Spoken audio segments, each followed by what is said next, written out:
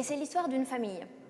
Il y a le père, la mère, 2 fils, et on est au temps des juges, à Bethléem, et une famine survint. Et ça oblige cette famille à quitter sa terre pour aller dans les champs de Moab, pour trouver à manger. C'est une histoire de déracinement. Ça commence par un déracinement.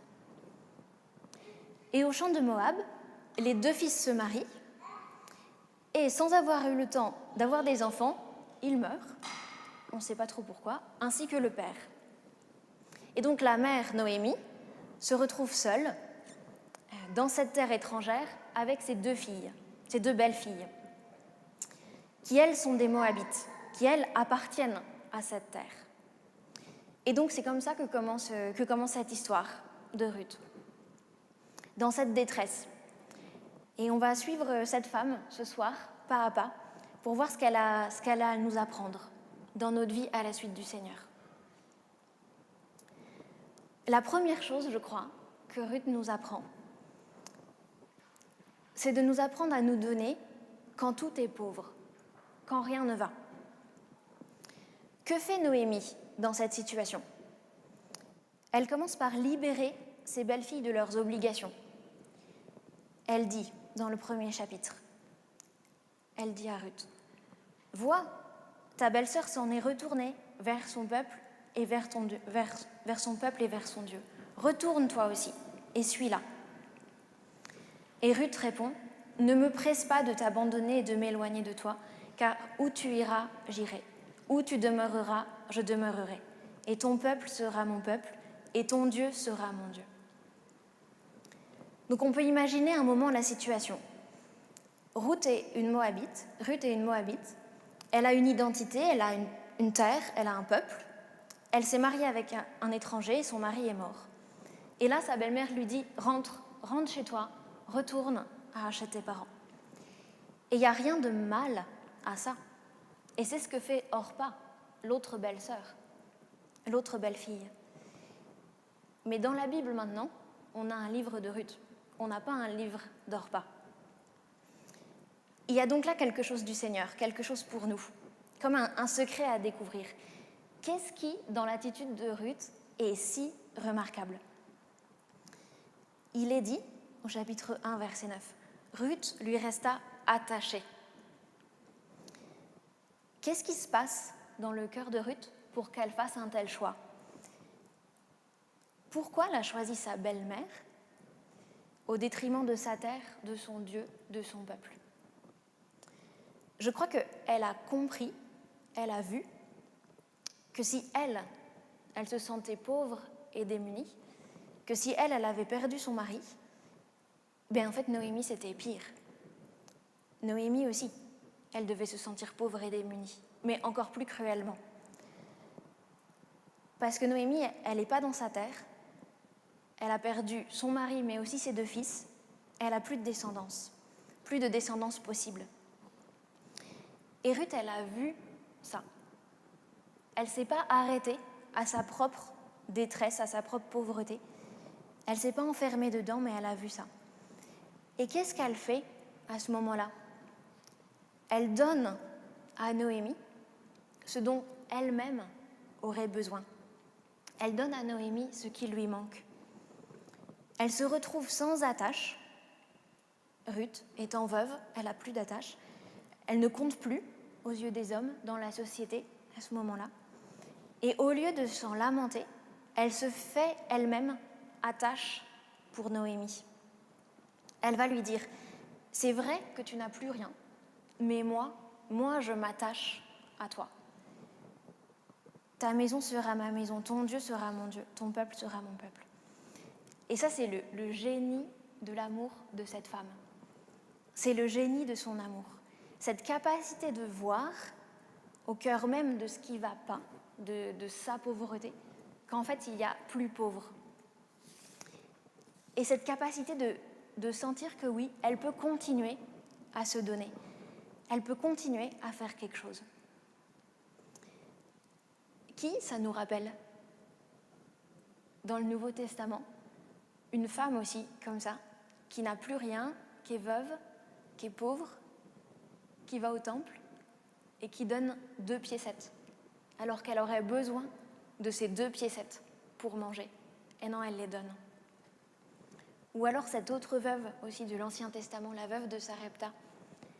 Élie la rencontre, il sait qu'elle n'a plus rien et qu'elle va mourir de faim avec son fils.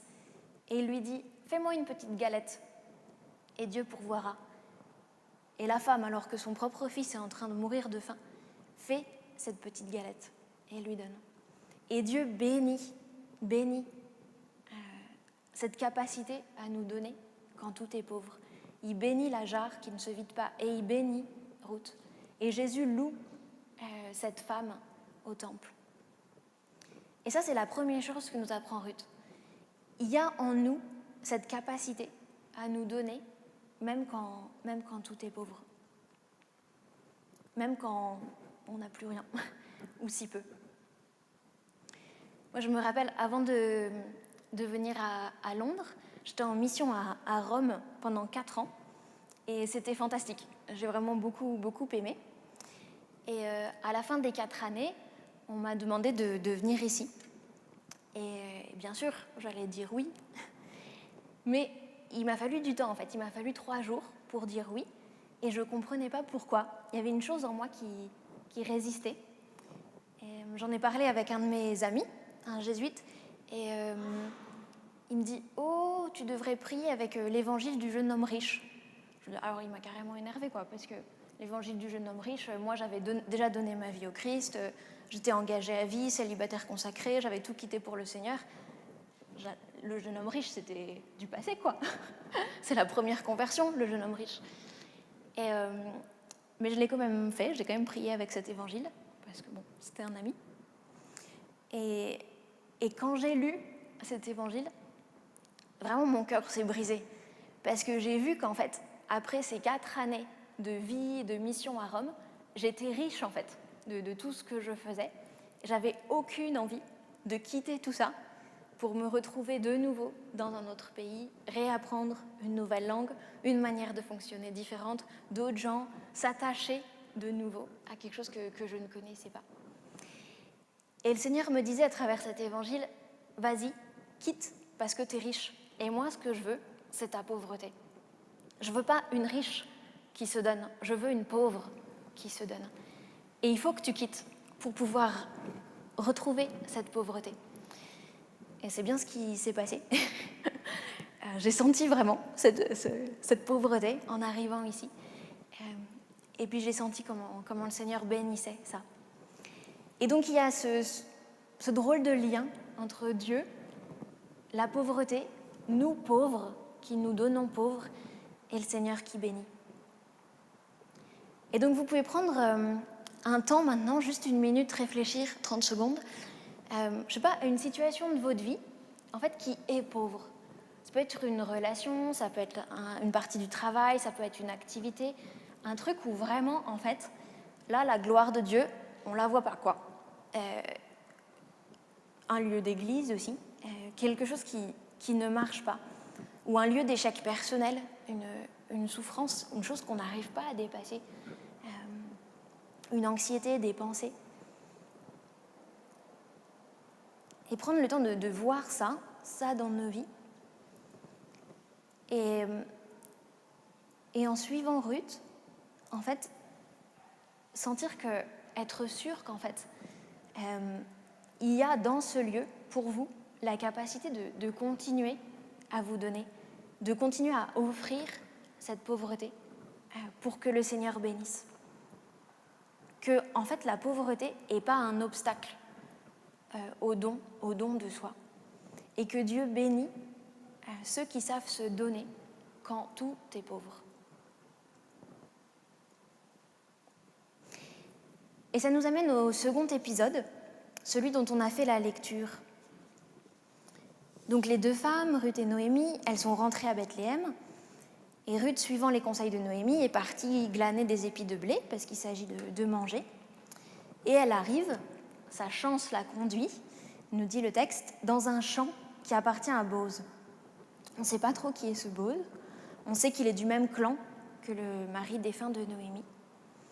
Et Boz arrive dans son champ et remarque Ruth.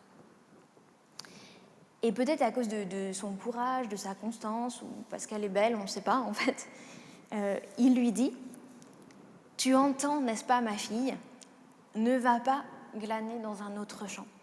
Ne t'éloigne pas d'ici, mais attache-toi à mes servantes. Regarde la pièce de terre qu'on moissonne et suis-les. Tu entends, n'est-ce pas, ma fille, ne va pas glaner dans un autre champ. Ne t'éloigne pas d'ici, mais attache-toi à mes servantes. » Encore une histoire d'attachement. De même que Ruth s'était attachée à Noémie, là, Boz lui dit « Attache-toi maintenant à ce champ. » Et ce passage a été très important pour moi quand il a été question de choisir en fait ma vie. Parce que j'avais une vie, c'était pas vraiment planifié que je sois célibataire consacrée dans la communauté du Chemin Neuf. J'avais pas pensé d'avance du tout.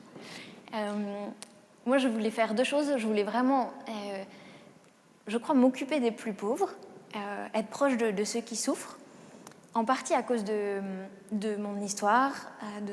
J'ai un de mes frères qui est autiste, et à cause de cette souffrance, je crois qu'il y avait en moi quelque chose qui voulait, en fait, se donner aux plus pauvres. Et puis aussi, je voulais avoir plein d'enfants, une grande famille, le plus d'enfants possible. Et aussi, je crois, parce qu'a été mon histoire, parce que beaucoup de femmes dans ma famille avaient des difficultés à avoir des enfants. Et il y avait une chose en moi qui avait dit, je prendrai ma revanche sur la vie, et moi, j'aurai plein d'enfants. Donc, je n'avais pas du tout planifié le Chemin Neuf et le célibat consacré. Et puis, donc, j'ai grandi normalement. J'étais très souvent amoureuse. Et puis, un jour, j'ai rencontré quelqu'un de qui j'étais plus amoureuse. Et très vite, en fait, il a été question qu'on se marie, qu'on fonde une famille. Et puis, je commençais à m'orienter aussi dans ma voie professionnelle. Mais j'avais des moments de doute, des moments où, comme si l'horizon me paraissait un peu étroit, ou comme si je me préparais une vie qui n'était pas vraiment la mienne, ou comme si, comme s'il y avait un truc un peu bouché. Mais en même temps, je voulais vraiment travailler dans ce domaine-là, et je voulais vraiment épouser ce garçon-là, qui voulait aussi avoir plein d'enfants, c'était parfait. Mais avant de faire tout ça, j'avais quand même un rêve, c'était de partir à l'étranger, faire du volontariat, 2 mois. Donc je suis partie comme ça l'été, et avec la communauté du Chemin Neuf. Et avec le Chemin Neuf, j'ai senti que je ne pouvais pas, en fait, baser les grandes décisions de ma vie avec un doute, quoi. Que je ne pouvais pas étouffer ce doute jusqu'au bout. Je ne pouvais pas étouffer cette absence d'horizon jusqu'au bout, qu'il fallait que j'écoute, en fait. Et donc, après avoir pris 2 mois, j'ai pris 3 mois, pas plus, pour discerner davantage. Et en fait, et je sentais, plus je passais du temps à prier, plus je sentais mon doute grandir, quoi. Et c'est à ce moment-là que les frères ont prié pour moi et m'ont dit « Prie avec le livre de Ruth ». Et c'est à ce moment-là que j'ai entendu cette parole « Tu entends, n'est-ce pas, ma fille, ne va pas glaner dans un autre champ.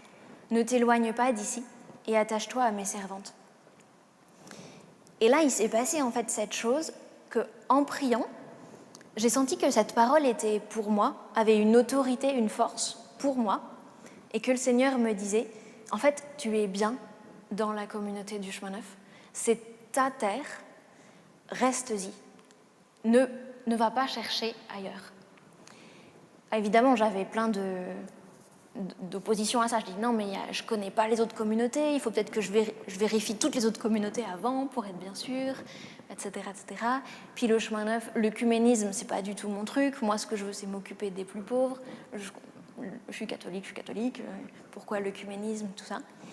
Mais cette parole avait une telle autorité, c'était tellement sûr pour moi que ça venait de Dieu, et qu'il y a comme quelque chose qui a obéi. Enfin, où j'ai obéi, en tout cas, à cette parole. Et ça a été la même chose pour le célibat consacré. Moi, je disais, non, mais attends, Seigneur, moi, je voulais avoir 10 enfants, tu ne peux pas m'appeler au célibat consacré. Mais il y avait cette même force du Seigneur qui disait, mais si, en fait, c'est là où sera ta fécondité. tu auras plus, t'inquiète pas, tu auras plus de fécondité en suivant mon appel, en suivant ce que je veux pour toi, qu'en ayant 10 enfants. Et donc même si ça collait pas avec mes plans ou même avec la manière dont je voyais les choses, j'ai choisi comme ça le chemin neuf et le célibat consacré. Et je crois que c'est ça que cette parole nous dise, que Ruth nous dit ce soir. Une fois qu'on est dans cette terre que le Seigneur veut pour nous, en fait on le sent, on le sait. Et il y a comme pour nous c'est comme si, tant qu'on n'est pas dans notre terre, il faut chercher. Il faut écouter les doutes de notre cœur, il faut y aller. Si l'horizon vous paraît étroit, cherchez, allez ailleurs, là où l'horizon sera vaste, là vous ne serez pas étouffé. Mais une fois que vous êtes dans la bonne terre, il y a ces mots. Tu entends, n'est-ce pas, ma fille? Ne va pas glaner dans un autre champ, reste. Parce que quand le Seigneur nous a plantés dans la bonne terre, avec la bonne personne, avec la bonne communauté, dans la bonne église, dans le bon lieu, c'est pour une plus grande fécondité. Et c'est là ce que nous apprend Ruth. Elle nous apprend à recevoir notre fécondité du Seigneur. Elle est restée, elle a obéi, et ça a porté du fruit, bien plus que tout ce qu'elle aurait pu faire. Et ça nous amène au 3e épisode, ce moment où Ruth va rencontrer Boz. Et cette fois, c'est dit que c'est Boz qui va s'attacher à Ruth. Donc Noémie dit à Ruth que Boz est aussi de sa lignée et qui peut donc la racheter, l'épouser et donc faire d'elle sa femme. Et ainsi, elle et Noémie auront de nouveau une descendance, une terre, un peuple. Donc il y a toute une histoire compliquée avec un autre homme, on ne comprend pas très très bien. Et ça aboutit au fait que Boz, à un certain point, dise à Ruth qu'il va faire son possible pour la racheter. Et là, Noémie a ces mots merveilleux à Ruth. Elle lui dit, au chapitre 3, verset 18, « Ma fille, reste en repos jusqu'à ce que tu saches comment finira cette affaire. Assurément, cet homme n'aura de cesse qu'il ne l'ait terminé aujourd'hui même. » Il y a des moments, il y a des situations, il y a des lieux, en fait, de notre vie pour lesquels il nous faut vraiment entendre ces paroles. Reste en repos, c'est moi qui vais combattre, te dit le Seigneur. Et ce sont des moments, des situations, des lieux dans lesquels, en fait, on est dépassé. Ce n'est plus de notre sort d'agir, parce qu'en fait, il s'agit du salut. Et le salut appartient à Dieu, le salut vient de Dieu. Et donc, il s'agit de laisser le Seigneur combattre.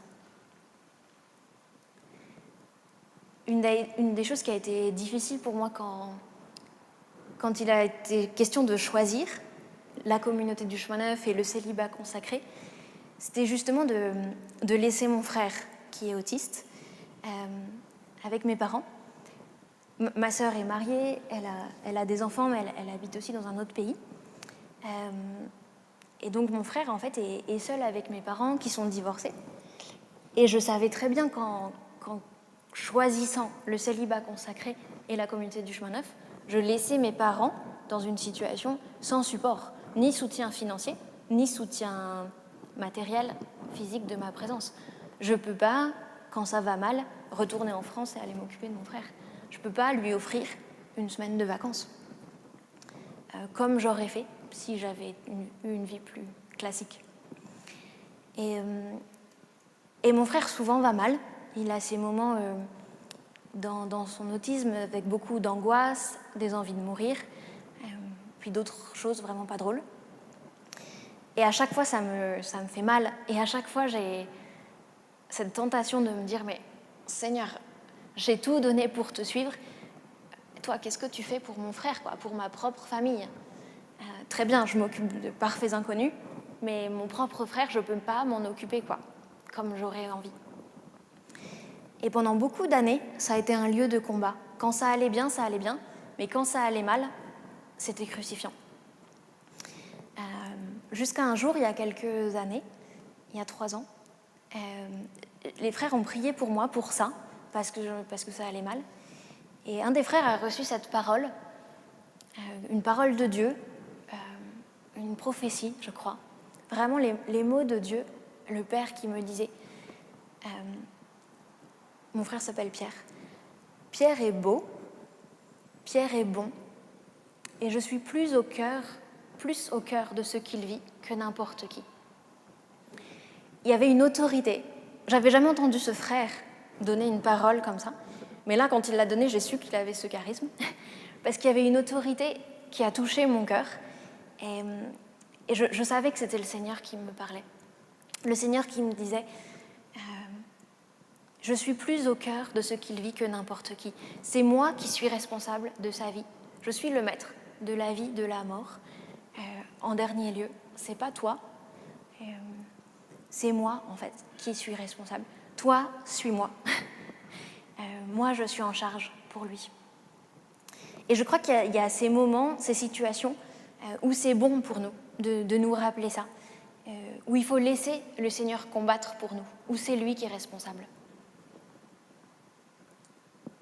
Voilà, donc juste pour conclure, on peut reprendre ces 3 points, ces 3 choses que Ruth nous apprend ce soir pour choisir de nous attacher, pour choisir une plus grande fécondité. Donc elle nous apprend à continuer à nous donner, même quand on se sent pauvre, même quand on n'a rien, même quand tout est pauvre autour de nous. Et nous apprend à savoir que Dieu bénit ça. Dieu bénit le pauvre qui donne aux pauvres.